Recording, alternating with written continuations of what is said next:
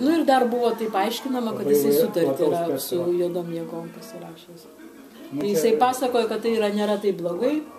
Vidukas jisai važiavo kažkur tai po tos, reiškia, sodybos, kai sudegė, jisai būtų ją nupirkęs. Ties Arimaičio ežeru, jisai, sakau, čia jo vienas draugas labai gerai moka papasakoti. Ir sakė, jis pajuto, kad sėdi būtybė pasiaiškino. Tam Maskvičio, ne? Ai, teisingai, aš tam Maskvičio atsimenu, tam pasakoju. Kur su Valde vertėsi ten kažkada? Su to Maskvičiu.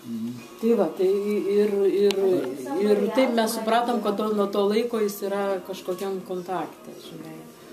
O aš tai vieną kartą buvau įsigandusi. Arvydas man buvo, toks, žmogus, supranti. Aš apie jį nieko blogo niekad negalvoju, jisai buvo man toks. Iš pradžių jisai labai tikrai ir arbata rūpinosi, ir Valdą labai mylėjo. Aš atsimenu, kai mes pas Valdą šventėm gimtadienį, atsimeni, tu ten ėjom kažkur tai, buvo Daiva, o Arvydo nebuvo vieną kartą. Taigi sodė pas Dainą. Sodė, ir tavo, Jonai. Jo, mes čia tavo sodė buvom tada? Ne. Kitam. Pas Valdą sodė šventėm 4 gimtadienius. Ja. Ir zombiai tada atidunda. Atlėkė, ant visi varydama, o Arvydas tuo momentu buvo, man rodos, išvažiavęs į Krymą. O į Krymą jisai išvažiavo, dar Arvydas, kur jisai dalyvavo, jis, reiškia, gavo paskirimą į Šiaulius tada, kai pradėjau ten viskas šalaputrintis, ir į reklamos biurą. Ten reklamos biure, aišku, pakabino visas mergas tokia, žinau, viena buvo dar, aš eidavau tokia aukšta baletą šoko Urbonaitė, ir jinai buvo dizainerė tokia. Seksbomba. Tai su Taudrutė gyveno ir ten motina triukšmus kėlė, kad jis su tokia... Tai ten buvo aerodromo, kai ten reklaminė. Taip, ir paskui Arvydas, aišku, susipyko su reklamos davėjais ir jisai filme taip aiškino, kad vienu žodžiu jisai visada kaltas palikdavo, jeigu ne taip, nes ten reikėdavo priduoti tą reklamą ir dar reikėdavo tikriausiai tik konjunktūrą. Tai jisai atsirado kažkodėl tai aerodrome. O aerodrome jisai pasakojo, kad jis naudoja sinergetinius tos metodus, kada ten sulygini savo vibracijas, visokias spalvų.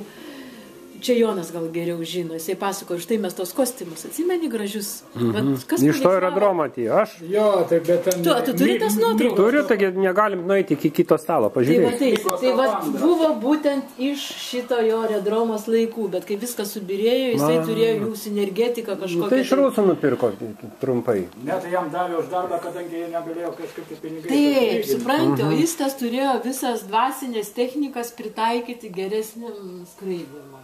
Tai va, ir paskui jis išvažiavo į Krymą ir mes tada, kai šventėm pas Valdą gimtadienį, atsimenu, dainavom Zombiai atlėkė, o Arvidėlis buvo, atsimenu, Kryme. O paskui po kurio laiko šventėm jau grįžęs buvo Arvydas ir man labai jisai patiko, va, tai buvo tavo Rūta. Ir dar man rodos, jinai kažkur ar mokėsi, kad jin dar nebuvo laisvas, apie vaikiukus pasako, atsimenu, ten kaip jie gimsta, kaip jie tie plaučiai įsitempia. O Arvydas arbatą vis darė ir darė, aš galvoju, koks čia bičas. Nereikia liepti, laksto išsisimylėjęs toks. Arvydui labai tikdavo įsimylėti, žinokit, kai jis įsimylėdavo, jis būdavo vis toks angelas, toks fainas. Ir jam trūkdavo tas meilės, žinok. Ir kai jis jau nebemylėdavo, jis pasidarydavo piktas. Bet kai jis įsimylėdavo, jis taip gražiai apie visus kalbėdavo ir jis toks laimingas buvo. Tai visiems mums ko reikia? Įsimylėti. Tai va.